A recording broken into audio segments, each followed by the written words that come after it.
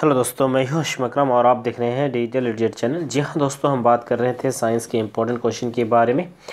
और आज जो है हम लोग वीडियो 4 दे रहे हैं और इससे पहले हम 3 वीडियो दे चुके हैं। उसमें 2 टॉपिक यानी प्रकाश का प्रवर्तन अपवर्तन के पूरा क्वेश्चन को हम डील कर चुके हैं। 1 नंबर या हो, 2 नंबर या हो, ऑब्जेक्टिव हो, सारा क्वेश्चन को डील कर चुके हैं। तो उन क्वेश्चन को देख लीजिए। ये आपका चल रहा था मानव नेत्र तथा रंग बिरंगे संसार, जो एक चैप्टर है उसी चैप्टर में से चल रहा था। तो ये जो है आज इसको ख़त्म कर देंगे।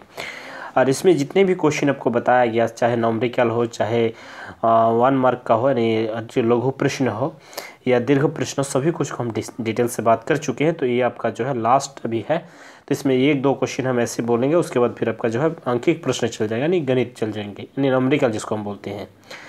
तो यहाँ पे हम देखेंगे, वहाँ तक 8 नंबर क्वेश्चन तक हम बात कर चुके थे। आज हम बात करेंगे 9 नंबर। ये काफ़ी इंपॉर्टेंट क्वेश्चन, इसको देख लीजिएगा। अंतिम पंक्ति में बैठे किसी विद्यार्थी को सैंपलेट पढ़ने में कठिनाई होती है, तो वह विद्यार्थी किस दोष से पीड़ित है। यदि कोई व्यक्ति जो है अंतिम पंक्ति में बैठे हैं क्लासरूम में, तो उस व्यक्ति को जो है संपट देखने में कठिनाई हो रहा है, तो उस व्यक्ति जो है किस दोष से पीड़ित है। मतलब उस विद्यार्थी का जो नेत्रों में दोष है, नेत्रोदेश है, तो किस प्रकार के दोष है, इससे किस प्रकार हम लोग संशोधित करेंगे। तो विद्यार्थी जो है निकट दृष्टि दोष से पीड़ित है। निकट दृष्टि दोष का अर्थ हो रहा है कि उसको दूर की वस्तु को दिखाई नहीं दे रहा है, तो निकट की वस्तु स्पष्ट रूप से दिखाई दे रहा है, लेकिन दूर की वस्तु को स्पष्ट रूप से नहीं दिखाई देते। तो इस तरह के दोष को हम लोग निकट दृष्टि दोष कहते हैं। इसका मतलब हुआ कि इसके आँख में जो है, आँख अगर ये है तो यहाँ पर अगर लेंस है तो प्रतिबिंब जो है यहीं पे बन जा रहा है। इसका रेटिना पर यहाँ पर लास्ट जो है, हम लोग जानते हैं कि रेटिना कहाँ पर बनते हैं, लास्ट पर यहाँ पर रेटिना पर बनते हैं। तो इस जगह में जो है प्रतिबिंब नहीं बन पा रहा, इसलिए ये निकट दृष्टि दोष है। तो इस दोष को हम लोग उपयुक्त, मतलब जो जितने उसका दोस्त है उतना ही हमको क्या करना होगा, क्षमता वाला अवतल लेंस देना पड़ेगा। अवतल मीन्स इस तरह का लेंस देंगे, तो इस तरह से क्या होंगे, उसका जो है प्रकाश की जो वस्तु का जो ये आएंगे, रे आएंगे, वो अपसरित हो जाएंगे और दूर में जाकर, वो लास्ट में जाकर प्रतिबिंब बनेंगे, यानी रेटिना पर बन जाएंगे। तो इस तरह रेटिना पर वो बन जाएंगे, तो यहाँ पे अवतल लेंस का उपयोग करना चाहिए। ठीक है, अब हम लोग आएंगे नॉमेरिकल। कुछ क्वेश्चन जो है इन चैप्टर से इम्पोर्टेंट है और एग्जाम में हर साल आते भी हैं। तो निकट दृष्टि दोष का कोई व्यक्ति 1.2 मीटर से अधिक दूरी पर खड़ी रखी वस्तु को सुस्पष्ट नहीं देख सकता है, तो इस दोष को दूर करने के लिए प्रयुक्त लेंस की प्रकृति क्या होनी चाहिए।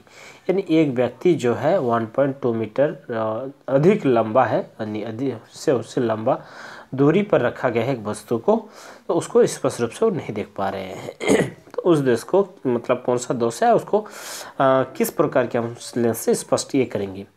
तो देखिए, निकट दृष्टि दोष से पीड़ित व्यक्ति को संशोधित लेंस के रूप में अवतल लेंस का उपयोग किया करना चाहिए। यानी इस आदमी को जो है कौन सा दृष्टि दोष है, दीर्घ दृष्टि दोष, जिसको हम लोग दूर दृष्टि बोलते हैं। निकट दृष्टि दोष से पीड़ित है।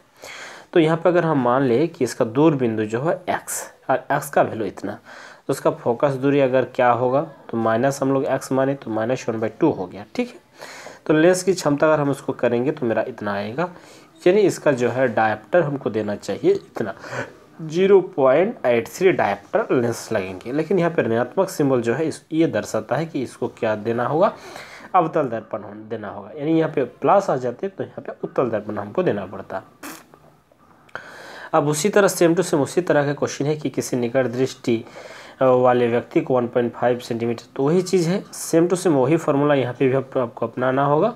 और ये रखेंगे तो यहाँ पे भी आपको 0.66 डायप्टर वाला लेंस की क्षमता देंगे तो हो जाएगा। ठीक है, हालांकि ये सवाल आपको समझ में आ गया होगा। हम जानते हैं कि फोकस दूरी और लेंस की क्षमता में बहुत क्रमानुपाती होती है, यानी लेंस की क्षमता बराबर 1 फोकस दूरी होता है, या फोकस दूरी बराबर 1 आपका लेंस की क्षमता होती है। तो यहाँ पे फोकस दूरी मेरा 0.5 और 1.5 है माइनस में। ठीक है, तो यहाँ पे हम इस माइनस को दूर करने के लिए ऊपर -10 देकर गुणा किए, तो ये नीचे वाला दशमिक हट गया, तो ऊपर में हो गया माइनस, नीचे में हो गया ये। तो इसको अगर हम भागा लगाए तो मेरा इतना आया। ठीक, यहाँ भी आपको ऋणात्मक, मतलब आपको अवतल दर्पण देना पड़ेगा ना, अवतल लेंस देना पड़ेगा, सॉरी। अब जाएंगे 3 नंबर, यहाँ पे क्वेश्चन देखेंगे। किसी निकट दृष्टि दोष से पीड़ित व्यक्ति को दूर बिंदु नेत्रों के सामने 80 सेंटीमीटर दूरी पर है, तो अत्यधिक दूरी की वस्तु को सुस्पष्ट देख सकने के लिए आवश्यक लेंस की प्रकृति तथा क्षमता क्या है।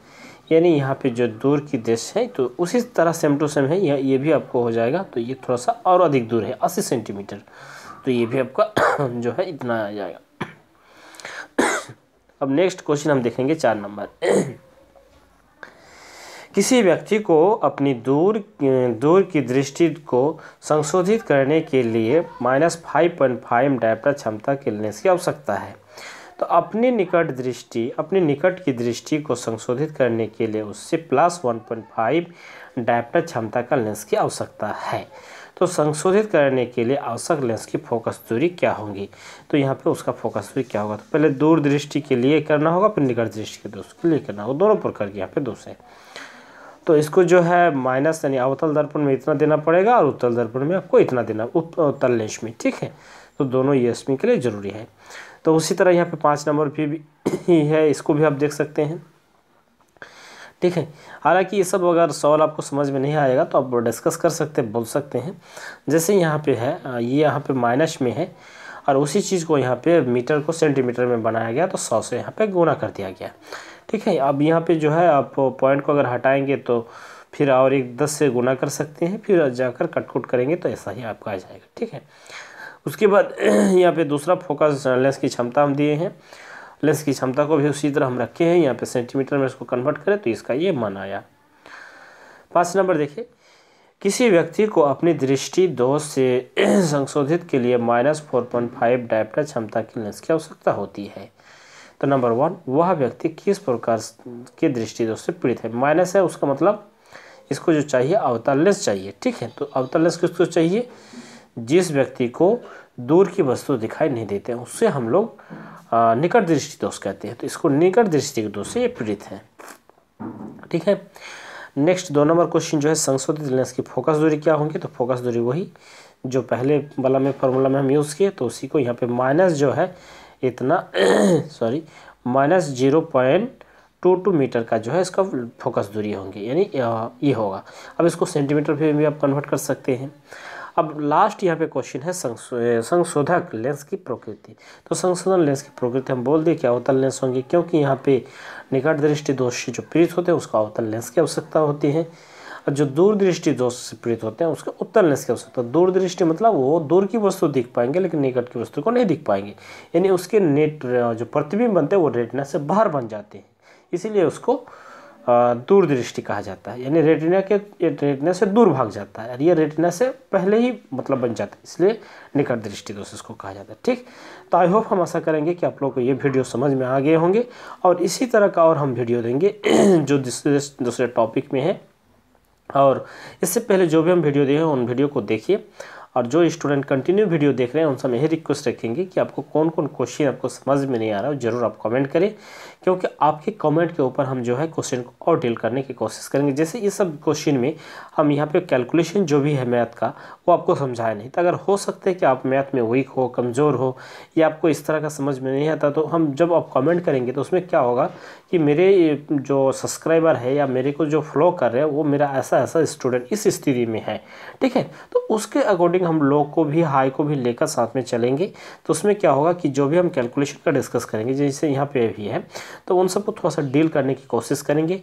हो सकता है जैसे हम लैंग्वेज को समझा रहे हैं, तो अगर वहाँ पे आप कमेंट करेंगे तो क्या होगा कि हम लैंग्वेज को भी उस तरह समझाने की कोशिश करेंगे कि आपको समझ जाए, क्योंकि हम पढ़ के ही छोड़ देते हैं, इसका मतलब हमको लग रहा है कि आप लोग समझ पा रहे हैं, लेकिन अब जब तक आप लोग फीडबैक हमको नहीं दीजिएगा तो फीडबैक आपको हमको कैसे मिलेगा, क्योंकि हम लोग तो फिजिकल क्लास नहीं लेते, हम लोग एक विजुअल क्लास में है, और वो भी हम लोग का कॉन्ट्रैक्ट नहीं होता। हम वीडियो बनाते हैं, अपलोड करते हैं, लाइव भी सेशन नहीं चल रहा है, तो इनसे जो है आप लोगों के साथ मेरा कॉन्टैक्ट नहीं बैठ पा रहा है। तो इसी के चलते हम आपसे रिक्वेस्ट रखेंगे कि आप ज़रूर कुछ ना कुछ कमेंट देंगे, तो उससे क्या होगा, मेरा एक आपसे कॉन्टैक्ट ये होगा। तो हम इसमें बहुत कुछ समझाने की कोशिश करें, फिर हम नेक्स्ट वीडियो में चलेंगे। तो इस वीडियो में तक फिर मिलते हैं नेक्स्ट वीडियो में। थैंक यू, धन्यवाद।